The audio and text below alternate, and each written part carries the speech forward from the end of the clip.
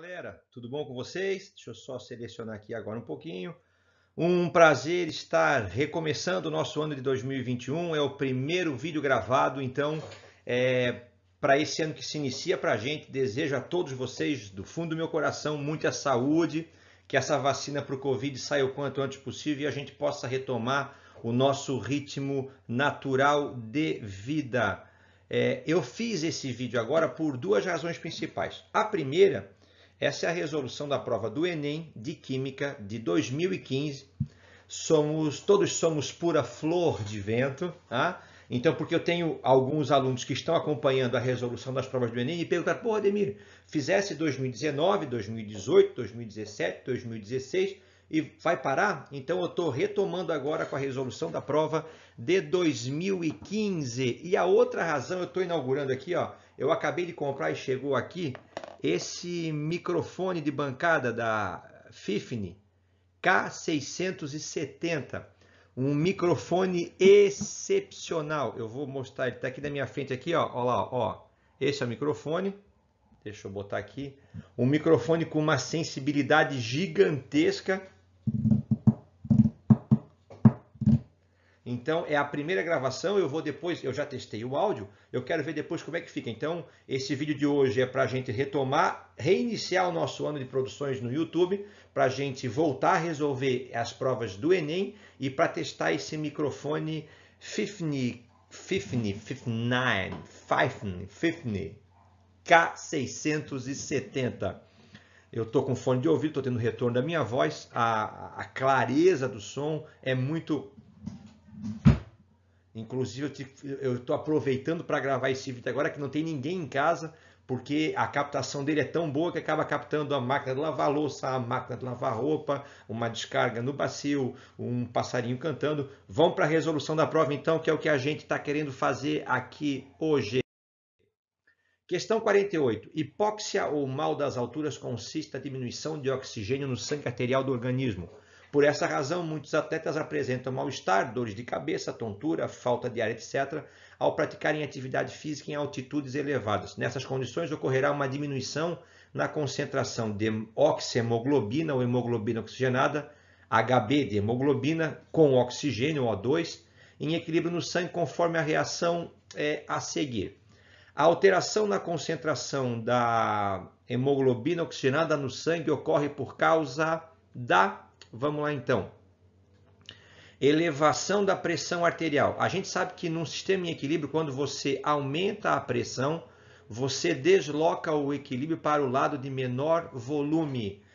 Princípio de Le Chatelier, deslocamento do equilíbrio químico.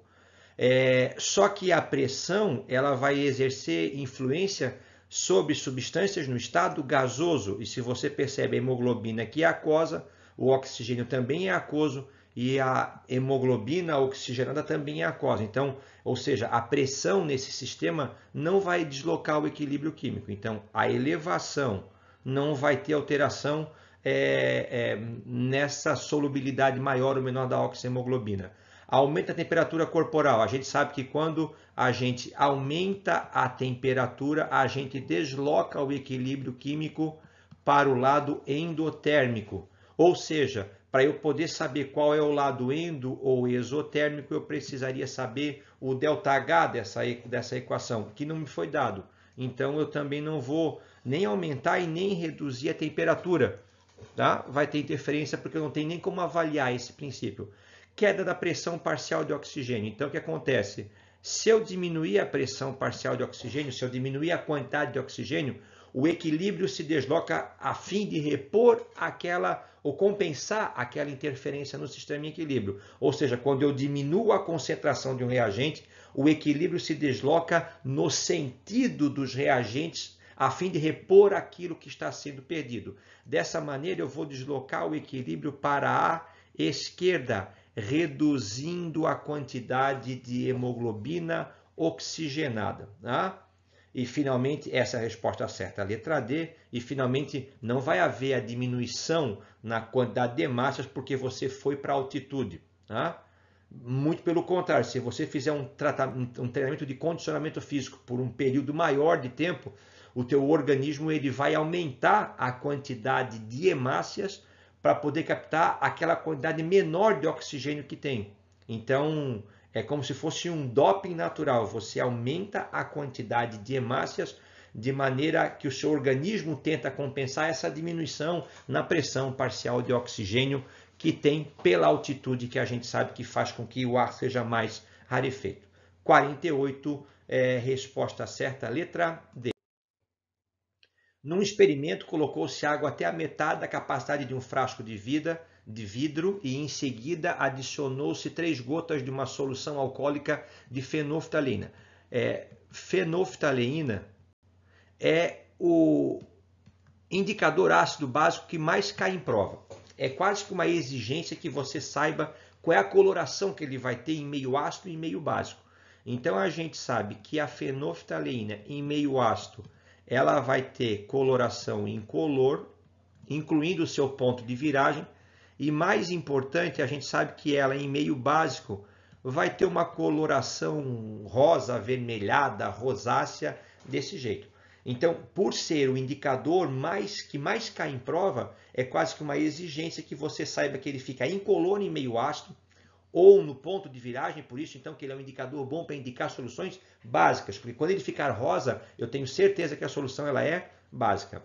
Adicionou-se gotas de bicarbonato de sódio comercial, então adicionou-se NaHCO3. O bicarbonato de sódio é um dos sais que a gente mais usa em provas e no dia a dia, é o fermento, né, o bicarbonato de sódio, e a gente sabe que ele é um sal básico, porque ele vem da soda cáustica e do ácido carbônico. A soda cáustica, o NaOH, é uma base forte. O ácido carbônico é um ácido fraco. Então, o bicarbonato de sódio é um sal com características básicas. Consequentemente, se você pingou naquele frasco, ele vai indicar o seu caráter básico pela coloração rosa da solução. Dentro do frasco acendeu-se um palito de fósforo, o qual foi apagado assim que a cabeça terminou de queimar. Imediatamente o frasco foi tampado. Em seguida, agitou-se o frasco tampado e observou-se o desaparecimento da cor rosa. Então, pessoal, ele era rosa porque tinha o bicarbonato. Queimou-se um palito de fósforo e gerou fumaça ali dentro, gerou gases. Esses gases ficaram presos porque foi tampado o frasco. E esses gases, ao entrar em contato com a solução, deixaram de tornar a solução rosa e ela passou a ficar incolor. Estão ouvindo o celular tocar? Esqueci de deixar no mudo, mas não faz mal, segue que daqui a pouco ele para. Então, olha só. Então, aqueles gases que foram formados, se eles tornaram a solução, deixaram de torná-la rosa para ficar incolor, é porque eles têm características ácidas. Letra A, formação de óxidos de caráter ácido. Resposta certa, letra A. Fechou? Sigamos em frente. Questão 51. Uma pessoa abre a geladeira, verifica o que está dentro e depois fecha a porta da geladeira. Todo mundo sabe que abriu a geladeira e fechou, se tu quiser abrir logo em seguida fica difícil. Tem que fazer mais força para conseguir abrir a geladeira. A dificuldade extra para abrir a geladeira ocorre por quê? Então, pessoal, olha só. Tem que ter alguma coisa a ver com o fato de você ter aberto a geladeira. Não mudou o ímã, não mudou a borracha, não mudou a vedação, o motor não funcionou mais, não. Tem alguma a ver com essa troca do ar frio que estava dentro da geladeira, que saiu, e com o ar quente que entrou do meio externo para dentro da geladeira e foi resfriado. O que está havendo aqui é uma matéria do primeiro ano, é uma transformação gasosa. Então vamos às alternativas. Letra A, o volume de ar dentro da geladeira diminuiu. Ademir, o ar quente entrou, o ar quente foi resfriado e a gente sabe que o ar resfriado ele comprime. Pode ser uma alternativa. Vou deixar ela aqui em aberto. Tá? Letra B, o motor da geladeira começa a funcionar com potência máxima. Não, ele começa a funcionar com potência máxima quando o termostato lá indica que a temperatura atingiu um valor tal, aí ele começa a funcionar. Tá? Mas não é porque ele funcionou mais que vedou a geladeira. Letra C, a força exercida pelo ímã. Essa força magnética, ela independe da temperatura ou da transformação gasosa. Letra D, a pressão no interior da geladeira que está abaixo da pressão externa. Opa, Pode ser uma possibilidade. Quando a pressão interna diminui, é como se estivesse, não está criando um vácuo, é óbvio, né? Mas reduziu a pressão. Se a pressão de fora for maior que a pressão interna, veda melhor a geladeira. A temperatura no interior da geladeira é inferior ao valor existente. Não, nada a ver. Vamos ficar entre a letra A e a letra D. Vamos pensar, eu estou dentro de uma geladeira. Tá? Eu vou colocar aqui a geladeira, que ela é um dispositivo que tem paredes rígidas. Se a parede é rígida, significa que ela não sofre deformação.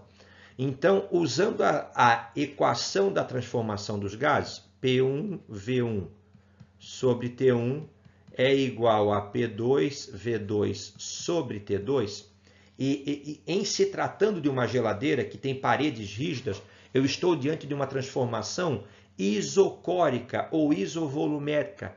Ou seja, se a minha geladeira é para 50 litros e eu abro e fecho ela, lá dentro continua a ter 50 litros de gás.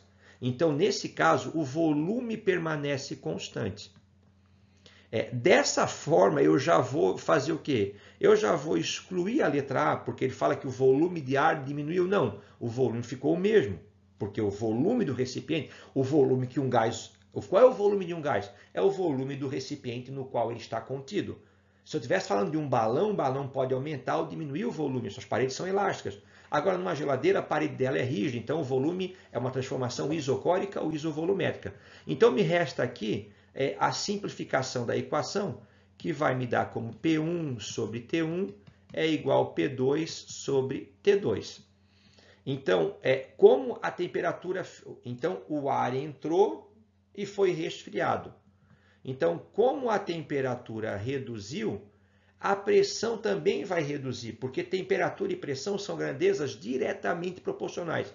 Se eu pegar um aerossol, e botar numa churrasqueira, ele vai explodir, um desodorante, por exemplo, porque eu vou fazer o quê? Eu vou aquecer o gás não tem como expandir, porque a parede também é rígida, e cada vez que eu aumentar a temperatura, eu aumento a pressão. Então, aumenta a temperatura, aumenta a pressão. Reduz a temperatura, reduz a pressão. Então, o que acontece? Quando você abriu e fechou, o ar quente entrou, ele foi resfriado. Como é uma transformação isovolumétrica ou isocórica, essa diminuição na temperatura causou uma redução na pressão interna. Então, a pressão no interior da geladeira está abaixo da pressão externa, fazendo com que eu tenha mais dificuldade para abrir a geladeira. Alternativa certa, letra D.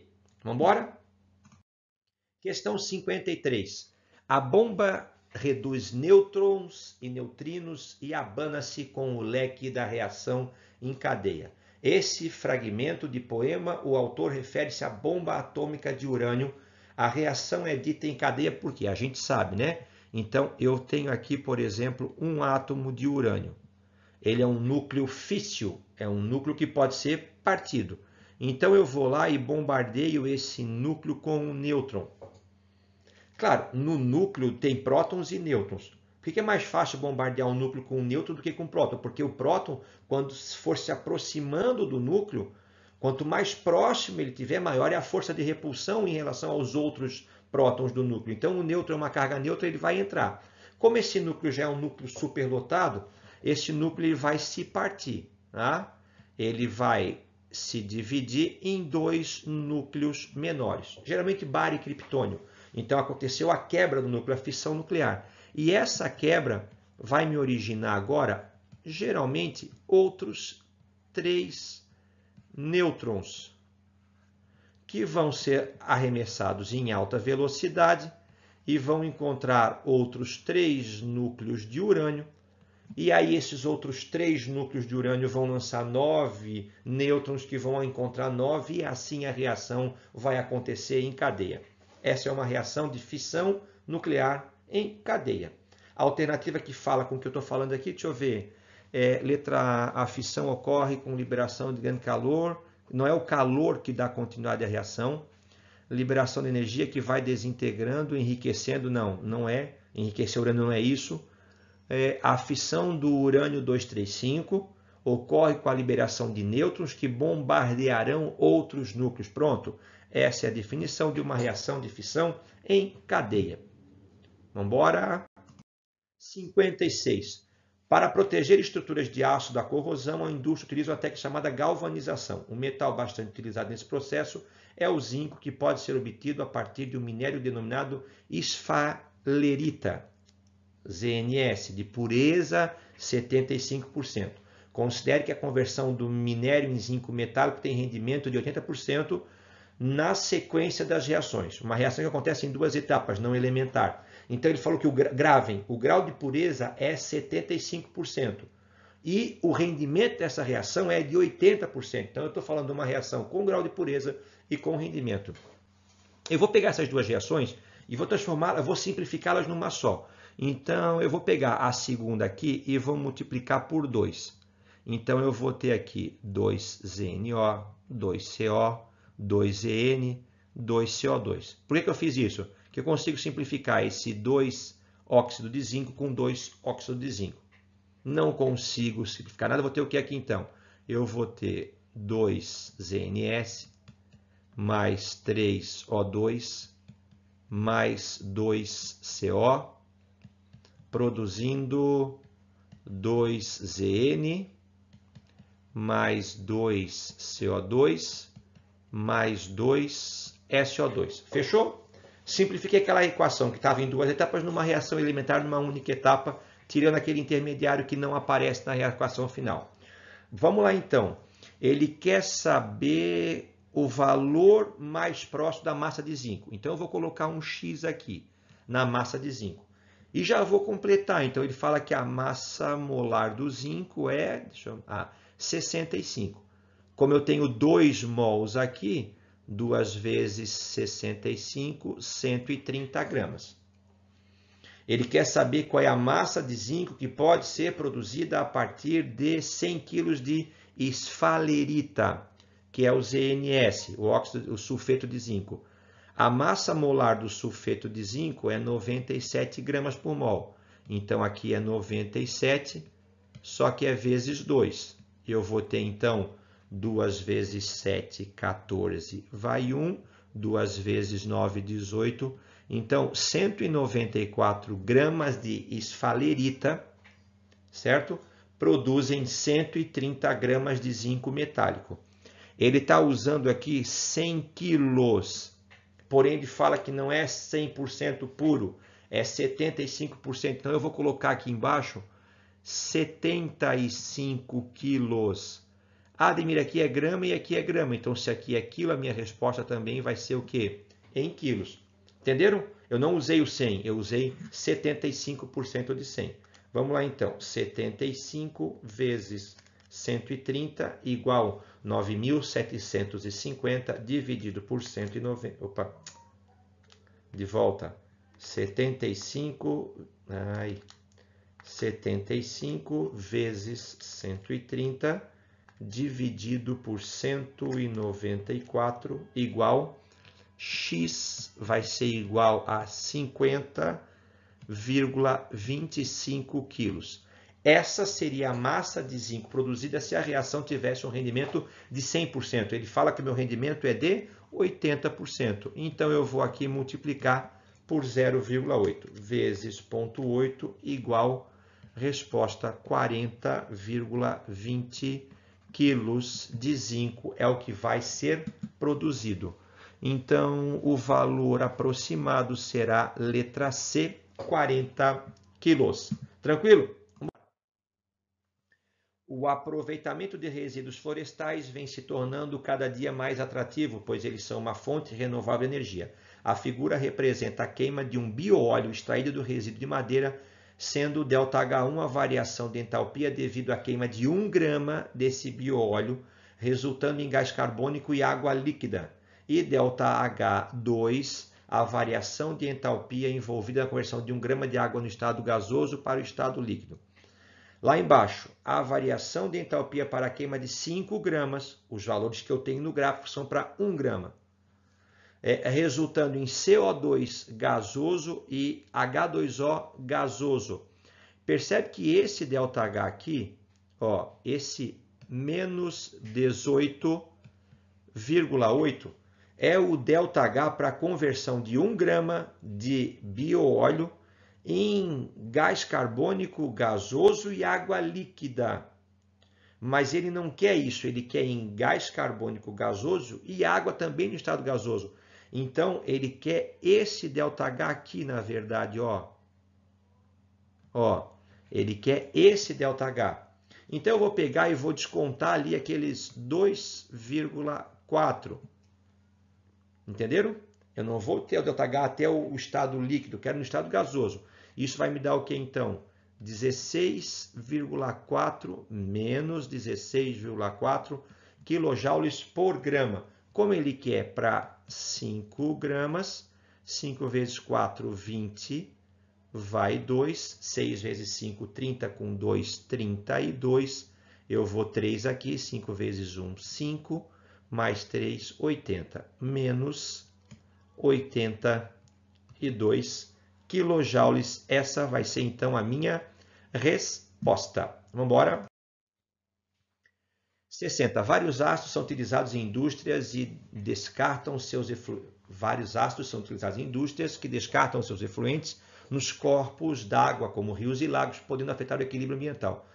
Para neutralizar a acidez, o sal carbonato de cálcio pode ser adicionado ao efluente em quantidades apropriadas, pois produz bicarbonato que neutraliza a água.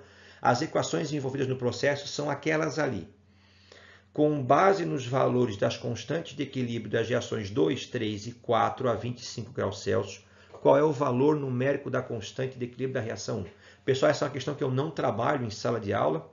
Ela não é uma questão, sinceramente, eu não lembro dela numa apostila ou num livro do ensino médio. Eu lembro de resolução de exercício parecido na minha graduação em Química. Tá? Mas o aluno vai ter a seguinte, como é que é? O insight, a seguinte intuição. Pô, eu tenho uma equação que eu não sei a constante de equilíbrio.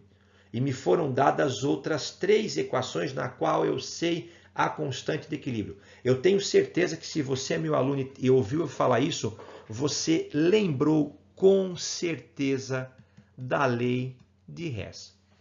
Ah, Demetrio, sempre fala assim, quando você não sabe o ΔH de uma equação e você tem equações auxiliares com o ΔH conhecido, eu vou remanejar essas equações a fim de, na simplificação delas, alcançar aquela equação problema que eu tinha no começo do enunciado. E aí, quando eu fizer isso, o meu ΔH final vai ser a soma dos ΔH das etapas intermediárias.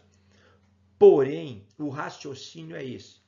Mas eu estou falando de constante de equilíbrio químico, cujo a montagem dela é diferente. Mas vamos usar essa lógica do que eu falei. Então, vamos lá. Ó, vamos pegar a equação número 2.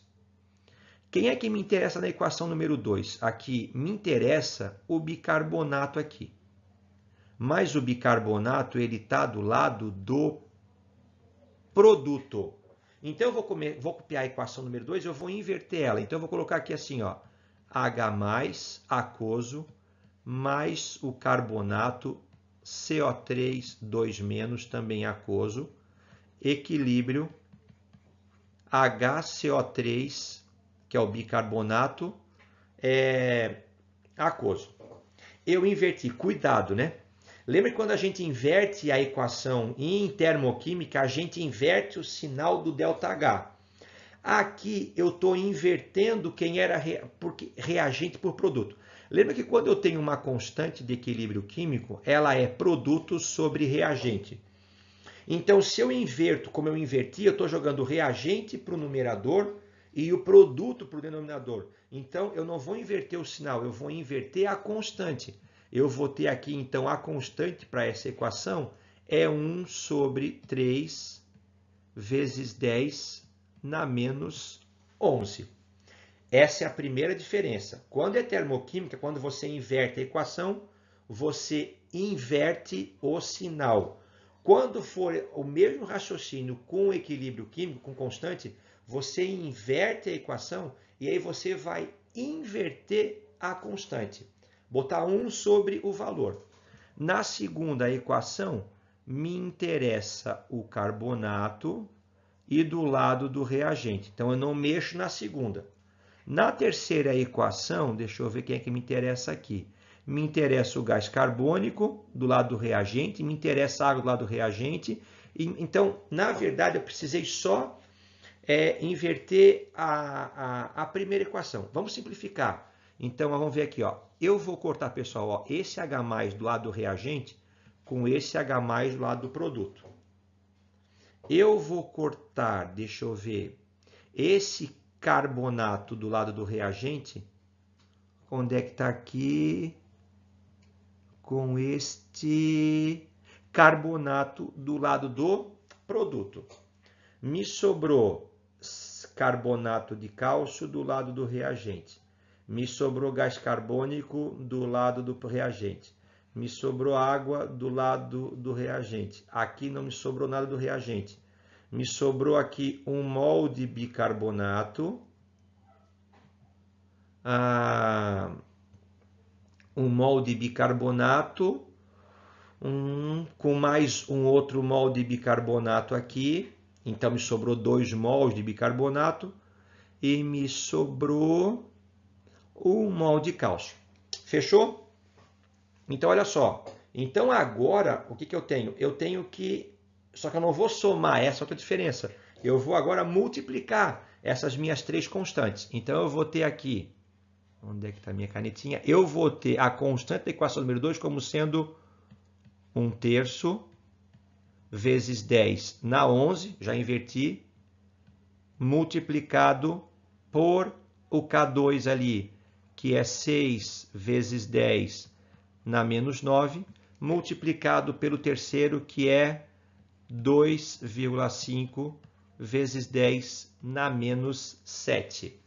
Então, eu vou ter aqui 6 vezes 2,5 igual a 15, dividido por 3, eu vou ter 5 vezes 10, aqui eu tenho menos 9, menos 7, vai dar menos 16. Com mais 11, vai dar menos 5. Essa vai ser, então, a minha constante de equilíbrio que eu estou procurando. Resposta certa, letra B. Percebe o seguinte, qual foi a diferença em relação... O raciocínio foi o mesmo da lei de Hess. Qual foi a diferença? Quando inverti, eu não mudei o sinal, eu inverti a constante.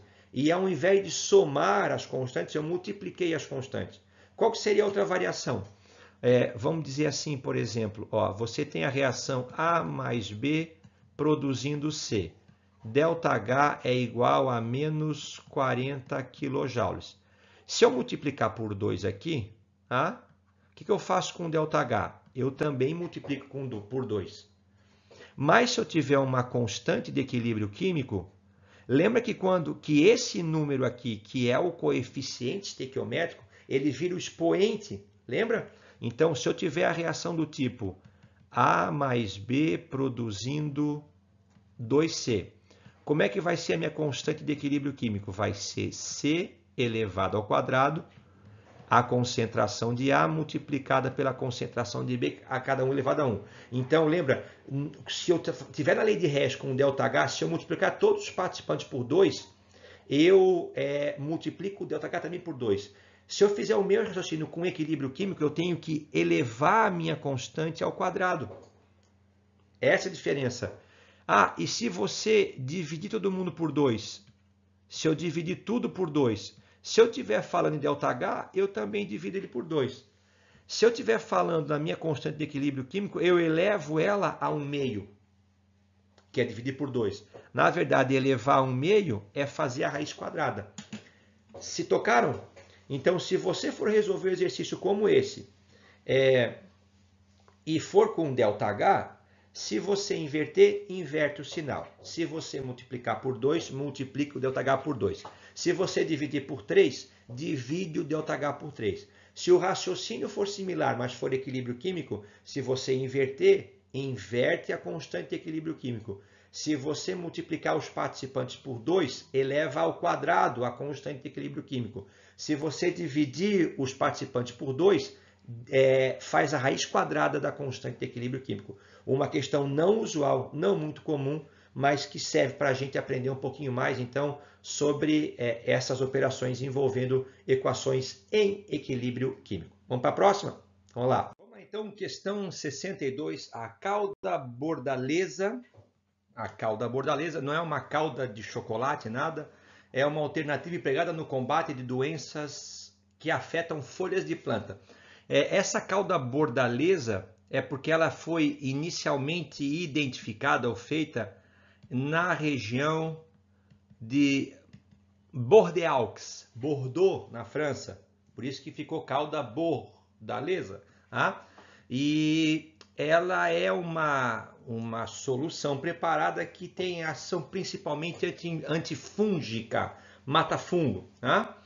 E ela foi descoberta acidentalmente quando, eu não sei se é um agrônomo, um agricultor, mas um francês, ao fazer uma solução de cal, de óxido de cálcio misturado com água, hidróxido de cálcio, num tacho de cobre, percebeu que essa solução, que misturava então íons que saíam do tacho de cobre junto com essa solução de óxido de cálcio, tinha capacidade de ser antifúngica, matar fungos.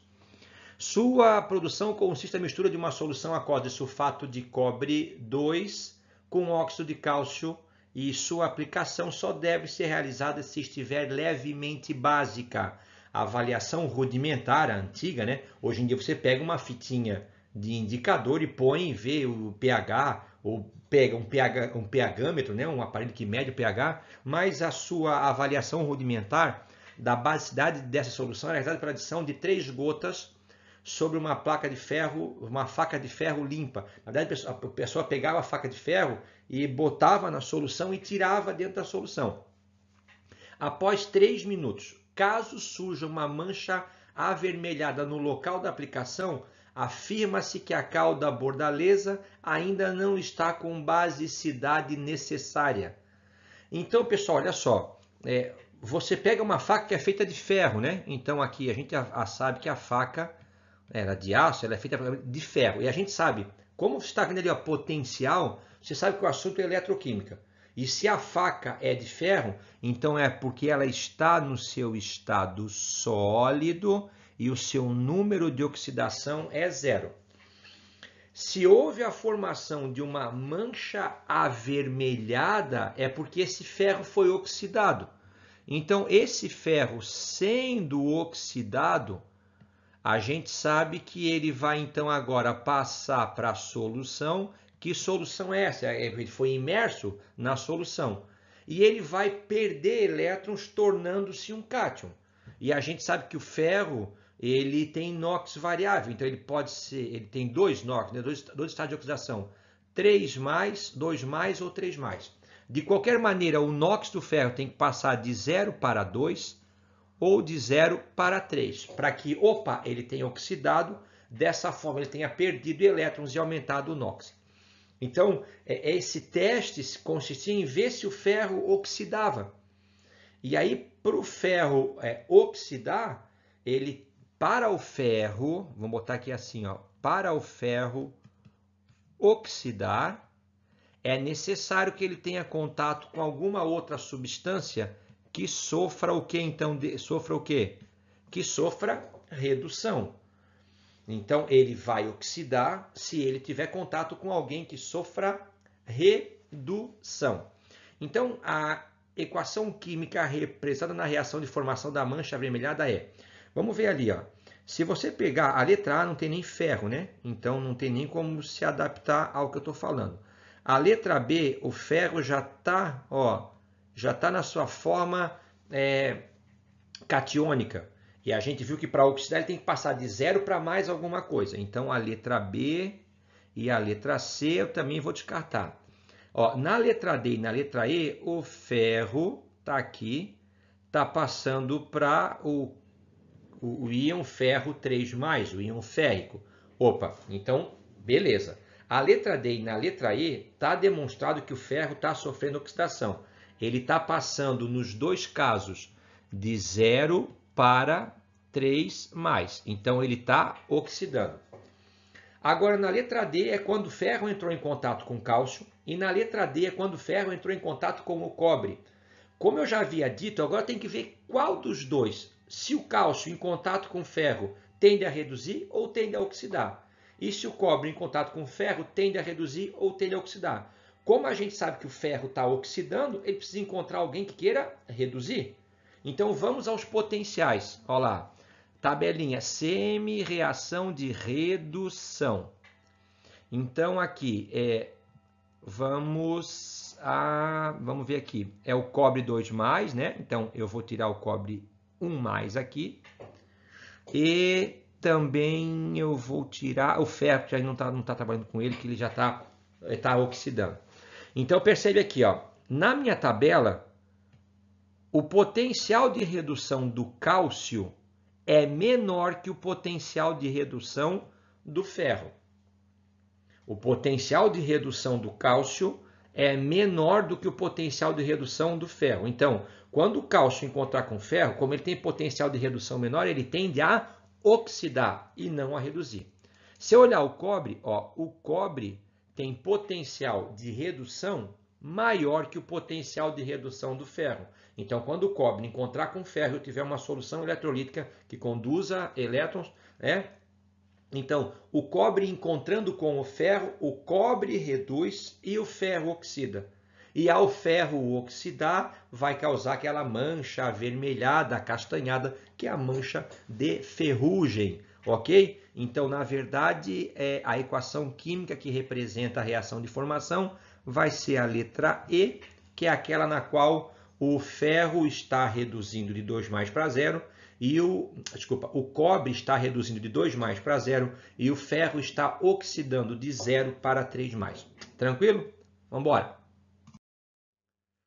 Hidrocarbonetos podem, questão 65. Hidrocarbonetos podem ser obtidos em laboratório por descarboxilação oxidativa anódica, processo conhecido como eletrossíntese de Kolbe.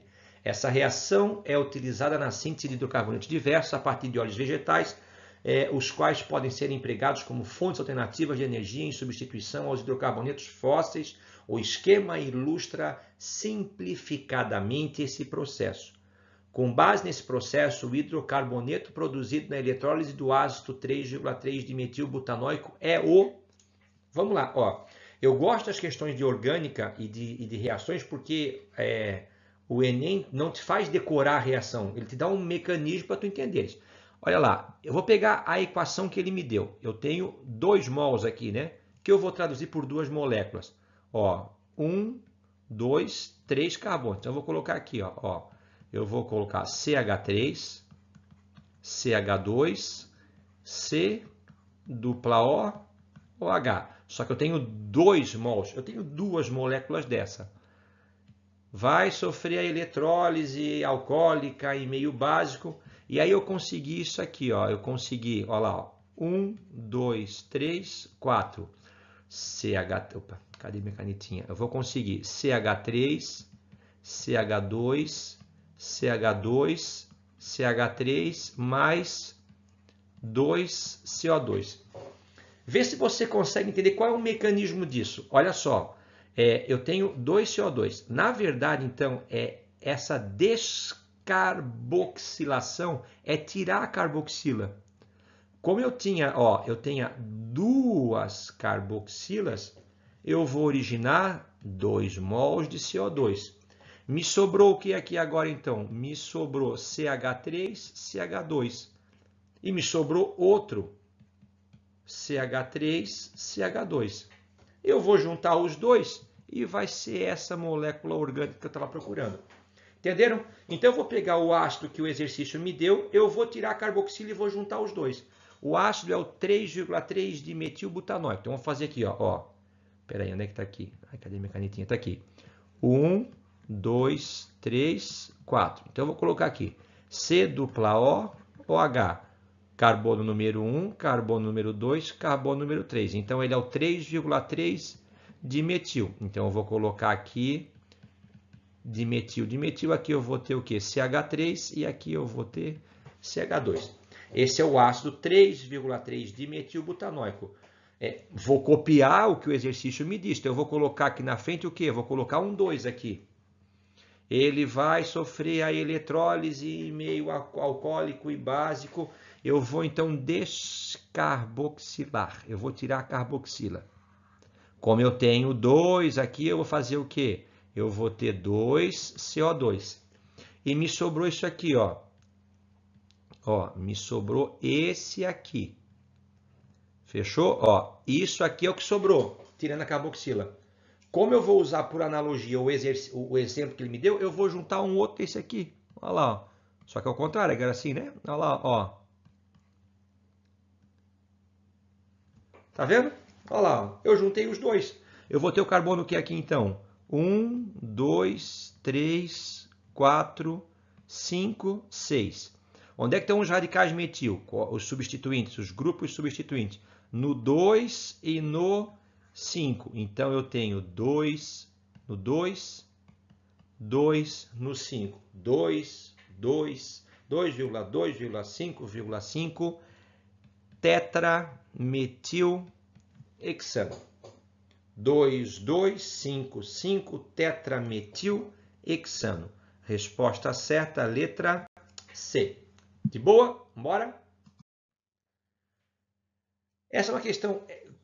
Você sabe que eu além de químicos, também sou cirurgião dentista. Então, essas questões que envolvem saúde eu também acho importante.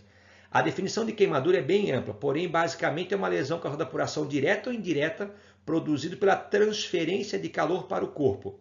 A sua manifestação varia desde bolhas, chamadas flictenas, bolhas ou flictenas, até formas mais graves capazes de desencadear respostas sistêmicas proporcionais à gravidade da lesão e à sua respectiva extensão.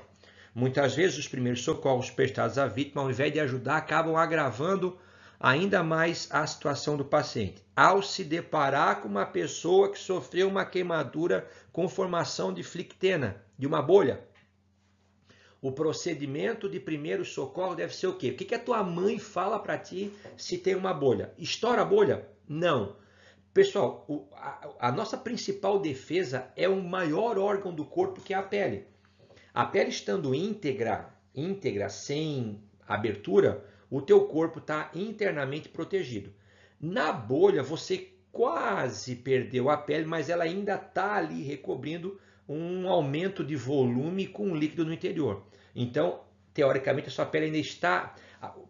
Assim, qual é o maior risco de uma infecção generalizada, grande no seu corpo? Você perde muito líquido, você desidrata de maneira muito intensa e você está com o corpo totalmente exposto à infecção. Então, você está sem barreira de proteção nenhuma. E uma infecção em grande extensão do corpo te leva à produção de substâncias químicas e mediadores químicos que te desencadeiam um processo que pode ser irreversível.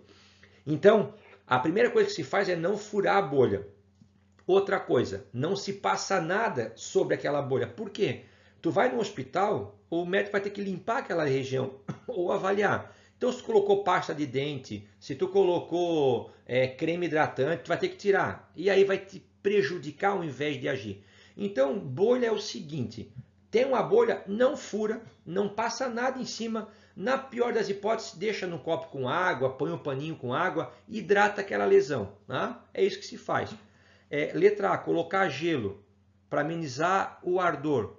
Pessoal, pega gelo e põe na tua pele. Põe uma pedra de gelo no teu testículo. Põe uma pedra de gelo aqui dentro do teu braço, aqui assim. Vai diminuir o ardor ou vai te queimar, vai te arder aquele gelo intenso? Então, não bota gelo em cima. Tá? Gelo não vai te ajudar em nada. Manteiga, não passa nada. Pasta de dente, não passa nada. Furar, não perfura. Cobrir a flictema com gaze molhada, para evitar a desidratação. Show de bola. Letra E. Leva para o hospital, que é quem sabe o que tem que ser feito. Vamos embora. 68. Pesticidas são substâncias utilizadas para promover o controle de pragas. No entanto, após sua aplicação em ambientes abertos, alguns pesticidas organoclorados são arrastados pela água até lagos e rios e, ao passar pelas guelras de peixes, podem difundir-se para o teu tecido lipídico e lá se acumularem. Ele está falando que pesticidas organoclorados se acumulam no lipídio, na gordura. Pergunto para você, lipídio lipídio. Mistura ou não com a água? Gordura se mistura, não. Então a gente já está cansado de saber que a água é polar e os lipídios são moléculas o que então? Apolares. Então se esses pesticidas organoclorados têm atração, são lipofílicos, eles são então na verdade por isso que eles não são dissolvidos na água, eles são arrastados pela água, tá? É mecânico o processo. E aí eles vão bioacumular no tecido adiposo. Então, esses pesticidas, eles ou são apolares ou são de baixíssima polaridade. Então, tá ali, letra A, eles são compostos de baixa polaridade. Vamos embora. A hidroponia deve ser definida como uma técnica de produção de vegetais sem necessariamente a presença de solo. Uma das formas de implementação é manter plantas com suas raízes suspensas em meio líquido, onde retiram nutrientes essenciais. Suponha um produtor de rúcula hidropônica precise ajustar a concentração de íon nitrato para 0,009 mol por litro em um tanque de 5.000 litros.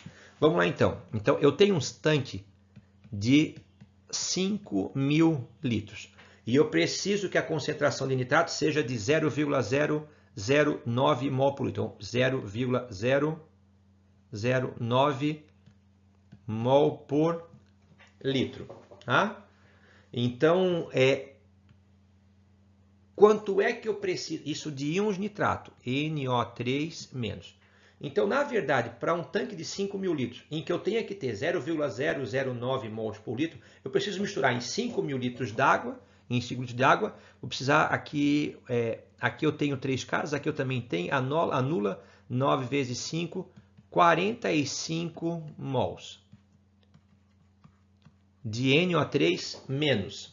É isso que eu preciso. Preciso jogar 45 mols dentro de 5.000 litros para ter 0,009 mol por litro. Ok? E já como a resposta está tudo em massa, quanto que é isso em massa? Deixa eu ver aqui.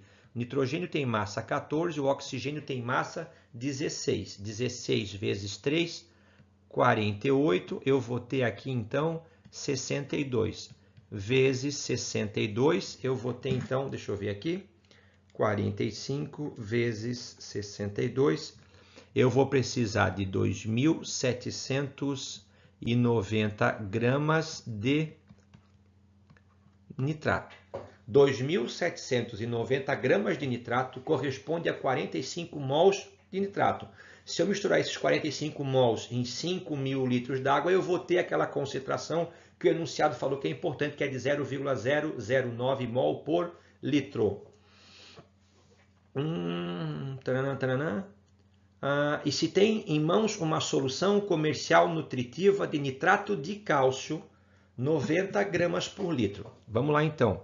Lembrando que o NOx do cálcio é 2+, e que o NOx do nitrato é -1. Então a forma do nitrato de cálcio é CaNO3, 2. Tranquilo? Vamos lá então. Deixa eu ver aqui. Aqui eu vou ter a massa do cálcio, ela é 40, mais a massa do nitrato deu 62, né? 62 vezes 2, 124. O total dá 164 gramas. Fechou? Então, vamos ver aqui para eu não perder no cálculo. Fechou. Essa aqui é a massa molar do nitrato de cálcio. Então, vamos lá. Então, em 164 gramas, que é a massa molar do nitrato de cálcio, eu vou ter 124 gramas de nitrato. Eu já vi que eu preciso de 2.790 gramas de nitrato. Eu vou precisar de quanto, então, de nitrato de cálcio para chegar nesse número? 2.790 vezes 164 dividido por 124, eu vou ter, então, X é igual a 3.690 gramas de nitrato de cálcio. Como eu tenho 90 gramas por litro, eu vou dividir isso aqui por 90 para ver quantos litros eu vou precisar. Tá? Dividido por 90 igual... X é igual a 41 litros. É o que eu vou precisar para poder especificar aquilo tudo que foi dito ali. Resposta certa, letra B. Tranquilo? Vamos embora, que o tempo está acabando. O ar atmosférico pode ser utilizado para armazenar o excedente de energia gerada no sistema elétrico, diminuindo seu desperdício por meio do seguinte processo. A água e o gás carbônico são inicialmente removidos do ar atmosférico e a massa de ar restante é resfriada até 198 graus Celsius. Presente na proporção 78% da massa de ar, o nitrogênio gasoso é liquefeito, ocupando um volume 700 vezes menor. A energia excedente do sistema elétrico é utilizada nesse processo, sendo parcialmente recuperada quando o nitrogênio líquido é exposto à temperatura ambiente, entra em ebulição, se expande, faz girar a turbina e converte energia mecânica em energia elétrica. Olha que legal. Então eu tenho aqui uma usina hidroelétrica. Ela está produzindo energia elétrica, tá certo? Sei lá, eu vou chutar um número aqui. Ela produz 100 kW. Aí isso aqui vai para uma... Eu vou botar aqui botar um postezinho aqui assim e vou colocar uma casinha como se fosse uma cidade aqui. Então eu tenho aqui, está passando o fio. Lá vem o fio e lá vai para casa. Então são dois aqui, vai aqui, está aqui, está aqui. Vai para uma cidade, tá? Vamos dizer que essa cidade ela consuma 80... Pessoal, eu nem sei quanto isso representa porque eu sou professor de química, né? Então, professor de física depois... Então, assim, vamos dizer que essa usina está gerando 100 kWh. Porém, onde ela abastece não consome tudo. Então, eu tenho um excedente que está sendo perdido. O que ele sugere o exercício? Então, sugere que esse excedente... Tá? Ó, vamos dizer que seja, então aqui, eu vou mandar para a cidade 80, que é o que ela está consumindo, e esses 20 eu vou mandar para uma outra usina. Essa usina ela vai pegar o ar atmosférico, tá? Ela vai retirar o gás carbônico, retirar o vapor d'água e vai liquefazer o nitrogênio, que era gasoso, para o nitrogênio líquido. Claro que esse processo consome energia, né? Vou ter que resfriar a menos 198 graus, vou ter que fazer a separação, então consome energia. De onde é que vem essa energia consumida? Essa energia vem do excedente que é produzido. Ao invés de jogar fora, vou fazer isso. Aí eu pego o nitrogênio e comprimo. Ele vai reduzir 700 vezes o seu volume. Quando eu botar ele em temperatura ambiente, ele vai fazer o quê? Ele vai deixar de ser líquido e vai voltar a ser gasoso. Ele vai entrar em ebulição. Nisso eu faço ele girar uma turbina e produzo. Posso pegar essa expansão dele e voltar a produzir corrente elétrica, energia elétrica para outra cidade, para outro lugar. Entendeu? É uma maneira que eu tenho de armazenar não a energia, mas essa compressão que eu causei no nitrogênio, que depois, ao voltar a expandir, ele volta a girar uma turbina e aí volta a produzir corrente elétrica. Então eu indiretamente estoquei, armazenei esse excesso de produção de energia elétrica. Tá? Então, o excedente de energia elétrica é armazenado, letra A, na expansão do nitrogênio em ebulição. Não, esse é o resultado final. Ele foi armazenado quando ele foi o quê? Liquefeito. Quando ele foi liquefeito. Então não é a letra A. A absorção de calor da ebulição, ele absorve, mas aí esse calor que ele absorve foi o calor que eu liberei quando eu condensei ele, quando eu liquefiz ele. Realização de trabalho sobre nitrogênio durante a liquefação. Eu realizei um trabalho para poder liquefazer, que ele vai me devolver depois quando ele entrar em ebulição. Interessantíssimo, resposta certa, letra C. Ao invés de jogar fora, eu realizo um trabalho e depois eu reaproveito esse trabalho para produzir novamente energia. Tranquilo? Vamos lá então, questão 71 feita, para a questão 72.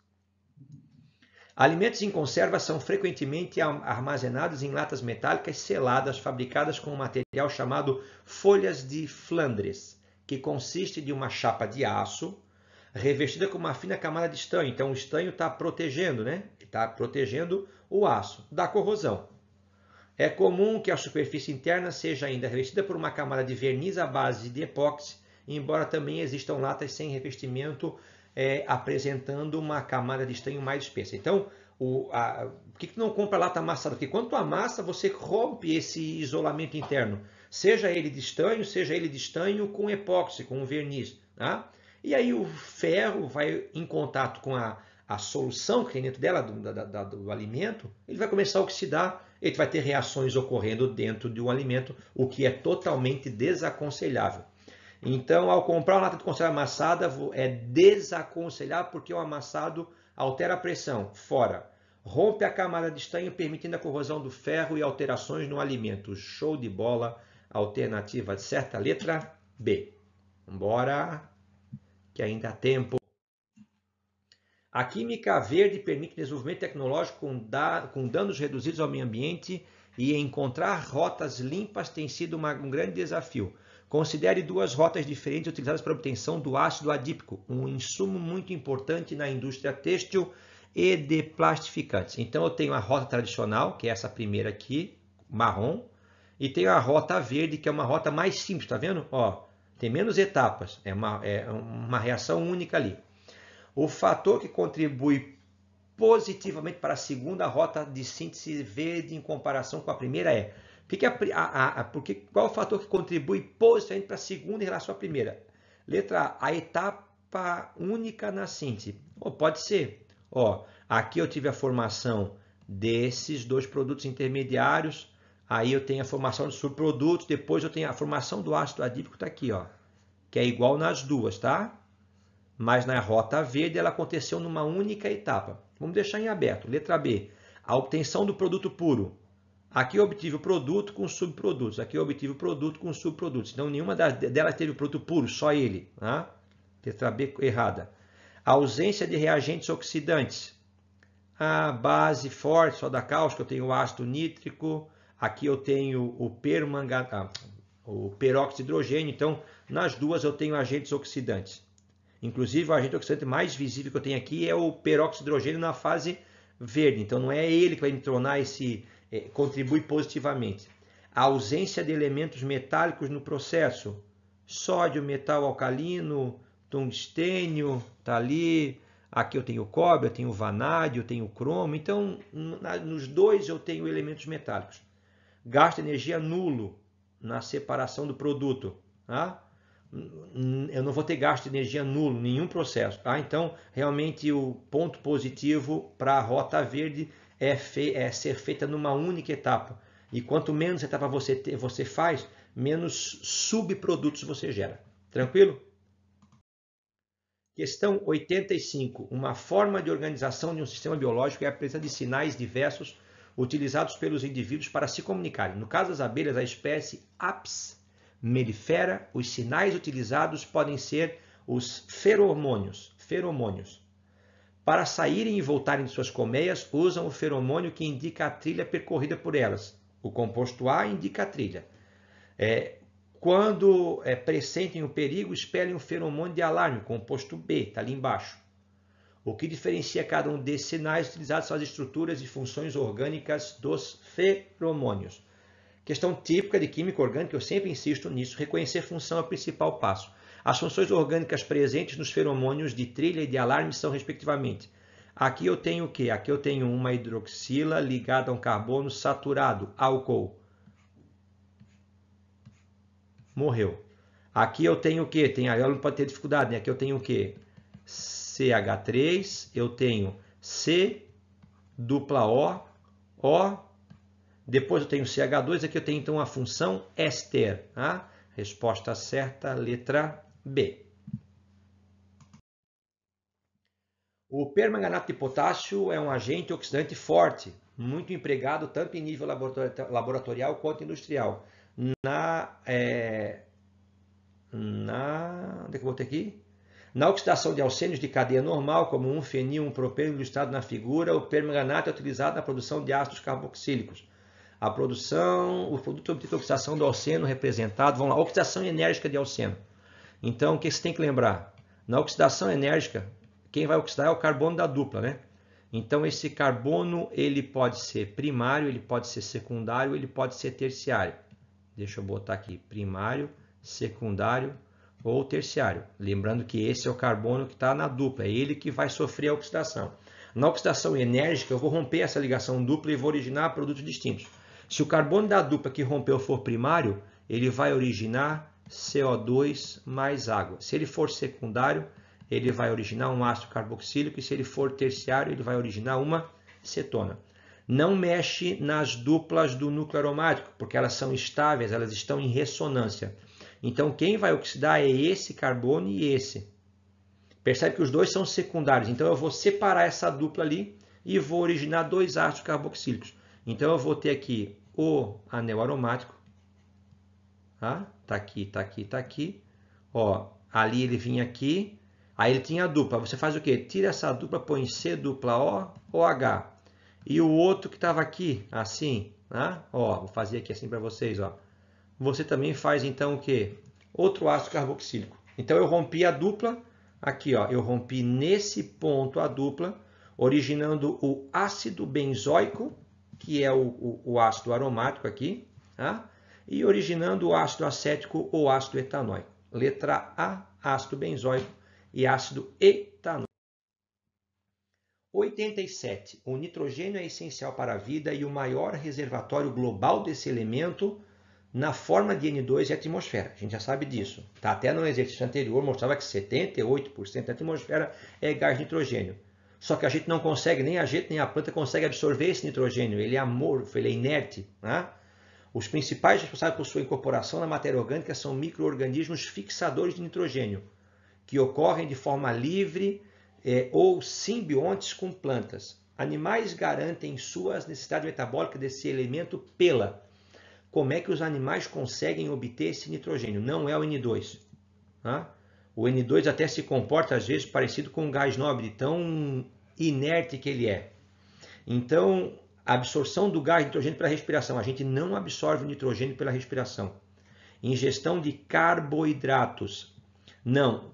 Se falou em nitrogênio, a primeira molécula que vai vir na cabeça de vocês são os aminoácidos. Os aminoácidos é a estrutura básica desse tipo aqui, assim, ó. C dupla O, OH, que é o ácido carboxílico.